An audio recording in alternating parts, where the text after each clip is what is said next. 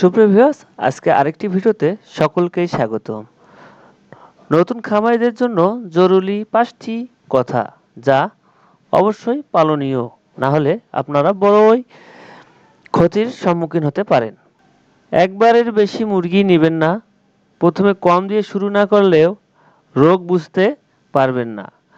একসাথে অনেক মুরগি নিলে একদিনেই সব শেষ হয়ে যেতে পারে। 2. খামারের পরিষ্কার না রাখলে রোগ হবেই। ভেজা জায়গা হলে জীবাণু দ্রুত ছড়ায়। অনেকেই এই জায়গায় ভুল করে, তবে সব মুরগি হারায় না। 3.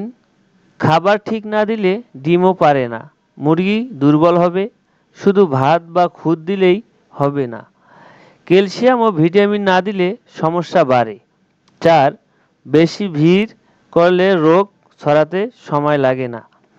বাতাস চলাচল না থাকলে মুরগি হাঁপাতে পারে।